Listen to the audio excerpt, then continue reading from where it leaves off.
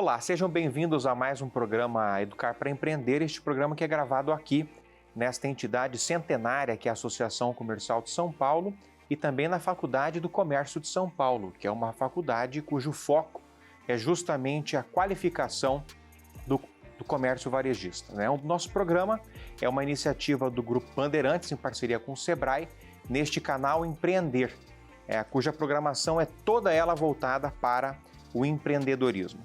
E hoje o nosso convidado é um grande amigo, meu colega na direção da Faculdade do Comércio, nosso diretor acadêmico, o economista Roberto Macedo, que eu digo, sem nenhuma dúvida, que é um dos maiores economistas do Brasil, com formação em Harvard, em Cambridge, já foi secretário especial de Política Econômica do Ministério da Fazenda, diretor da Faculdade de Economia e Administração da USP, além de um professor, professor de todos nós.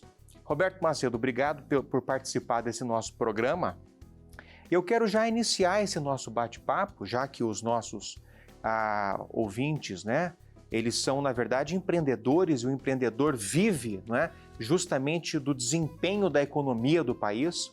Eu gostaria de saber o seguinte: no nosso primeiro trimestre do governo Lula, nós tivemos um desempenho de um crescimento de 1,9% no PIB brasileiro. Eu queria saber qual é a sua avaliação e se o senhor acha que esse bom desempenho será mantido. Bem, o que aconteceu no primeiro trimestre, né? Ainda não saiu o dado do segundo, que deve sair no início de setembro, foi que o agronegócio teve um excelente desempenho, cresceu mais de 20%. Né? E vale lembrar que o Bolsonaro havia deixado a economia aí, do ano passado, até a taxa média de crescimento foi boa, mas o crescimento nos trimestres foi decrescente, a ponto do último trimestre do ano passado, ou seja, de 2022, ter tido um desempenho negativo. Né? Aliás, me surpreendeu que o governo Lula não tivesse usado isso para criticar o Bolsonaro, né? Que o Bolsonaro só olhou a taxa anual e saiu dizendo aí que foi um desempenho bom e tudo, mas ele deixou a economia assim. Sim. Aí chegou no primeiro trimestre agora, houve esse desempenho excepcional, nunca vi um desempenho dessa magnitude, né? Sim. Um setor só. E isso puxou a taxa de crescimento aí do primeiro trimestre da economia como um todo. Mas já no segundo, embora ainda tenha aí um restinho da colheita, exportação do agronegócio no início do segundo trimestre, o desempenho não deve ser o mesmo. E conversando com gente do mercado, pode até haver uma taxa negativa do primeiro para o segundo trimestre, dado o grande crescimento do primeiro. Certo? Sim. E aí está essa previsão do mercado aí, certo? De crescimento acima de 2%. E eles estão achando muito bom e eu acho muito ruim. Sim. Eu tenho uma visão diferente aí da economia, porque o pessoal do mercado, e eles dominam o noticiário, né? Porque os bancos e outras instituições financeiras tem verdadeiros departamentos de economia lá dentro, né, com até doutores, chefiados, e produzem muito material para a imprensa, mas o horizonte é curto, certo? Você fala do ano passado e do ano que vem, e tudo gira muito do relatório Focus do Banco Central com as previsões dele. A previsão do relatório Focus era de um crescimento muito fraco. No final do ano passado, acho que estava em torno de 1%, agora já está mais de 2%. Certo? Mas o pessoal está achando bom, mas eu acho ruim. Por quê? Eu vejo a economia num período de tempo maior, certo? O que eu vejo é a economia que crescia muito nos anos 60, 70, e para você ter a década de 70, acho que ela crescia quase 7% por ano, né? Depois entrou em 80, a coisa despencou, certo? Para essas taxas próximas de 2% e 3%. Só melhoraram com o desempenho do agronegócio em 2002, quando o Lula entrou, né? Que ele acha que foi ele, mas foi... Que foi o boom das commodities. Pois né? O boom das commodities. Não só agronegócio, também o minério. Né? Sim. O senhor, inclusive, fez uma pesquisa sobre isso, né, professor? Eu fiz. Que nos últimos 30 anos, o nosso PIB foi uma evolução pífia. Pífia. E, em particular, a década de 2010 foi a pior década desde o início do século passado. Você vê que situação nós estamos. Que foi quando aconteceu a crise das commodities, então, né? Se você notar, Não, mas não é só crise de commodity, não. A crise de commodity, ela eleva um pouco, mas ela não é predominante na evolução do PIB. O que eu insisto muito é que para o PIB crescer precisa de haver investimento, né? Como o pessoal investiu aí no agronegócio. E o Lula não tem um plano de governo, certo? Que leve ao crescimento econômico. O que ele está anunciando aí? Ele nem inventou esses programas. Eu diria, meio ridículos pelo tamanho deles. É esse aí de vender mais automóvel, né? Sim. Agora ele quer... Agora quer mexer com a chamada linha branca, né? Eu já fui presidente da Eletros, pessoal que é a associação do setor, o pessoal vai gostar e tudo, mas isso aí não tem grande impacto. Agora ele quer reviver o PAC, né? Que é aquele programa de aceleração do crescimento. Você acha que isso vai ser bom? Eu quero saber se não, porque eu acho que vai ser bom, mas não é aquilo que vai levar a um crescimento. O Brasil devia ter uma aspiração maior. Nós estamos aqui nos contentando com taxa de 2%, 3%. Precisa pensar em taxa acima de 3%, buscar os 4%. Né? No passado era 7%, a gente esquecia. Quase que nem a China. Depois da Segunda Guerra, o Brasil foi um dos países que mais cresceu até a década de 70. Né? E depois despencou. O gráfico que eu mostro isso, você vê a coisa caindo assim, né? Como se fosse no buraco. Então nós estamos no buraco. Mas o noticiário é muito dominado pelos tais Faria Limers. O pessoal só olha o ano que vem, o ano passado, o próximo ano. Tem uma visão de curto prazo. Curto prazo, né? Curto prazistas. E você tem uma ideia, ainda hoje, antes de vir para cá, eu estava conferindo isso, na década de 70 é que o governo investia muito, sabe? O investimento público chegou a quase 10% do PIB. Foi quando foi feita a Ponte Rio-Niterói. A Ponte Rio-Niterói, quando ela foi construída, ela apareceu como a segunda ponte mais extensa do mundo, certo? E ainda hoje ela é a segunda ponte mais extensa da América Latina, certo? É um monstro, a coisa. Não, e teve a construção de Itaipu, que é uma das maiores hidrelétricas do mundo, né? Então o governo fazia grandes investimentos. Mas, professor, sobrava dinheiro também, né? Não, sobrava dinheiro, mas não porque a arrecadação depois tivesse caído, foi que o governo parou de fazer investimento e foi nessa linha de tudo social e sucumbindo a interesses privados que querem redução de impostos, certo? A máquina do judiciário que só quer aumento. Então ele passou a gastar com ele mesmo e mais com programa social, porque entraram governos populistas, né? Que eles ficam querendo saber o que o povo quer e faz aquilo para agradar o povo, né? Sim, mas professor, eu te pergunto uma coisa. Só voltando a esses dois programas aí do eletroeletrônico dos automóveis foi coisas mínimas. Isso é coisa lá para meu ver, parece coisa de amigo do Lula lá da região de São Bernardo. Que foi pedir lá e ele atendeu. Ele atendeu. Mas professor, eu te pergunto uma coisa. Quando a gente olha para a Previdência Social no Brasil, que consome muito, para o SUS, que consome muito, não é? Funcionalismo público. A pergunta que eu lhe faço é como fazer um programa de investimento em infraestrutura com todos esses gastos que já consomem orçamento? Olha, é o seguinte, eu ia mencionar esses pontos aqui. Uma coisa que aumentou muito no governo foi a Previdência Social. Mesmo com a reforma, ela é a maior despesa da União hoje, certo? Isso aí tem um déficit imenso. Precisa fazer outra reforma da Previdência, mas aqui não se tem a coragem do Macron, que lá na França brigou com todo mundo lá, né? E no fim conseguiu impor um aumento da idade para aposentadoria, né? Porque ele viu que a coisa ia quebrar. Mas já foi feito aqui recentemente, no governo agora do Bolsonaro, né? Mas foi pequena, não foi uma coisa que atingisse. Você vê aí, quando fala de ajuste fiscal, como esse arcabouço aí, o governo está muito preocupado em aumentar a receita, certo? Sim. Então ele não fala de despesa, certo? Ninguém aqui no Brasil fala disso. Se você estivesse na administração das suas finanças pessoais, você ia olhar as principais despesas, já que você não pode, no curto prazo, aumentar a receita, né? Mas todo esse projeto aí da reforma tributária, em que pese os seus aspectos bons, tem também coisas negativas, ele, a meu ver, o governo quer tirar um aumento de receita aí, certo?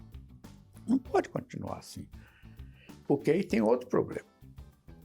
Depois da Constituição de 88, o governo aumentou muito as suas despesas, né? Sim. Eu mesmo estava no governo logo depois da Constituição, no início da década, no governo Sarney, depois que entrou o Sarney, certo?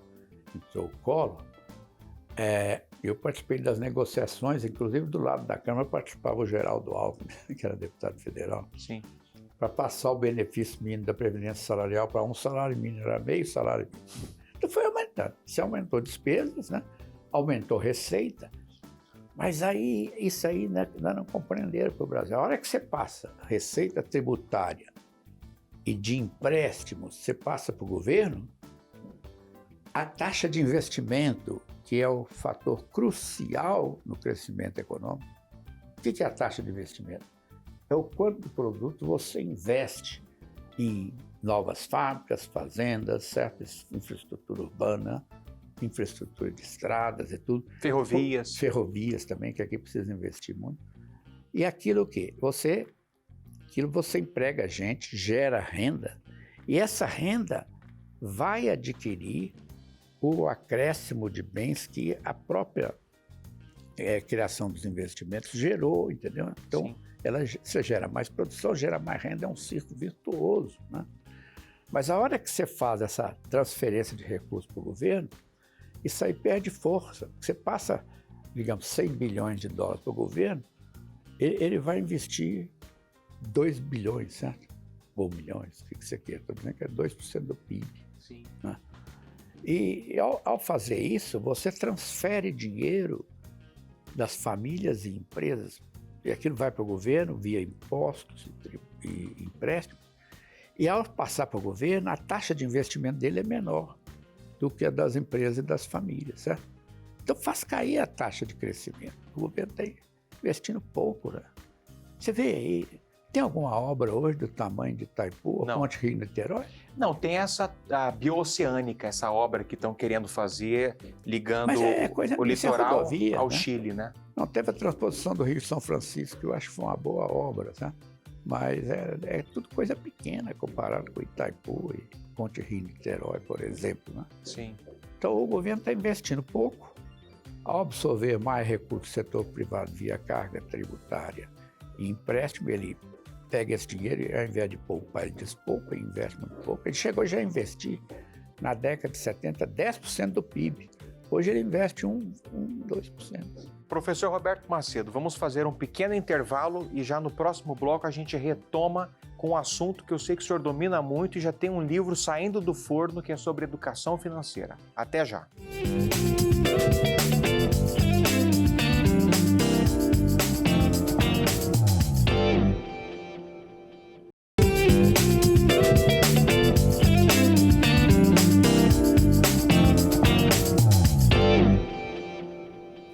Bom, estamos de volta com o programa Educar para Empreender, com um economista com formação em Harvard, em Cambridge, o professor Roberto Macedo, que também é diretor da Faculdade do Comércio de São Paulo.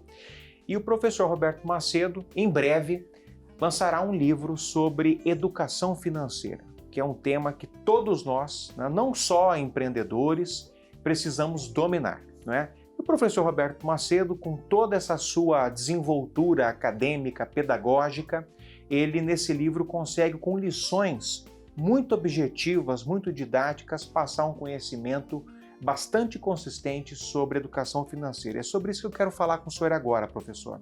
Quais são as dicas mais importantes que o senhor dá nesse livro, né, envolvendo inclusive essa questão da poupança, que eu sei que é um assunto que o senhor trata com bastante carinho?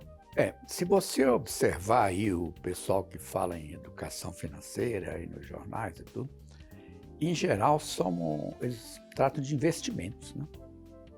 E de investimentos financeiros, porque vários deles são ligados a instituições financeiras, né, que querem atrair investidor para tirar comissão. Sim. Então, mas eu começo insistindo que para você melhorar de vida, você precisa poupar e investir. Então não adianta você falar em que investir se você não falou em como poupar. E o livro se concentra muito nisso, inclusive na capa dele. Na capa dele tem a seguinte mensagem.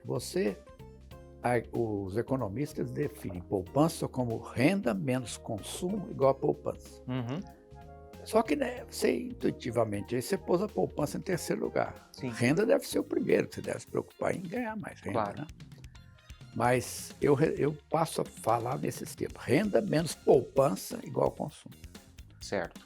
E aí eu chamo a coisa de economania, mania de economizar, é marca registrada. O nome do livro qual é? Economania. Mas aí tem a questão das lições, né? Não, ele tem 104 dicas, né? Eu tinha chamado de lições, mas para tornar a coisa mais popular, eu chamei de dicas. Mas eu estou pregando o que eu segui na vida, sabe? Porque meu pai, ele ensinou o seguinte, ele trabalhava em pequenas agências bancárias do interior de Minas, né? Mas na casa, na sala de jantar da casa, tinha um retrato de uma casa que ele conseguiu construir em Belo Horizonte, estava até alugada. Certo. Falou, você está vendo aqui? Isso aqui é a única coisa que eu vou deixar para vocês, uma casa. Porque depois que eu aposentar, nós vamos morar lá, tá? E ele odiava pagar aluguel. Quem pagava o aluguel dele era o banco, né? Ele falava, aluguel é um dinheiro jogado fora, porque você tem uma renda e está pagando o aluguel, você devia ter uma casa, sabe? Então eu prego muito que o sujeito, ao contrário, não aparece aí no jornal, porque não interessa as instituições financeiras, exceto aquelas que se dedicam à habitação. Você tem que comprar uma casa. E eu vim para São Paulo porque eu era bancário lá num banco privado e meu sonho de mineiro era ser funcionário do Banco do Brasil. Aí eu passei no concurso e é daquelas grandes sortes que você tem na vida, né? Eles me nomearam para São Paulo, lembro até hoje do telegrama, presente em São Paulo, na Avenida São João 32, para tomar posse. E eu vim para cá, eu tinha uma poupancinha, que eu poupava dinheiro, né? Sempre poupou? Sempre poupei. Não, agora já não tem condição, que depois vem os filhos, né? É complicado. Mas eu poupei, e como é que eu comecei a poupar? Essa equação minha de pôr a poupança em segundo lugar e o consumo em terceiro, ela tem outra ladeira, você tem ter uma poupança maior ou igual ao máximo que você possa conseguir. E você tem que fazer o compromisso, você vai poupar mesmo, isso é uma questão pessoal. Tá? Tem algum percentual que o senhor determina como o ideal? Nos Estados Unidos eles falam em 20%. Certo? 20%? Mas depende do nível de renda, ela é mais alta e tudo. Mas você tem aqui, eu recomendo, por exemplo, que você compre um imóvel, como eu fiz, certo? Eu cheguei aqui em São Paulo, comprei uma kitnet lá na rua Maria Antônia, e eu tinha que pagar a prestação todo mês, estava em construção. E aquilo me obrigou a poupar, concorda, não? Eu tinha que pagar. E a transação imobiliária ela tem muitos custos, não vale a pena você romper. Você tem cartório, certo?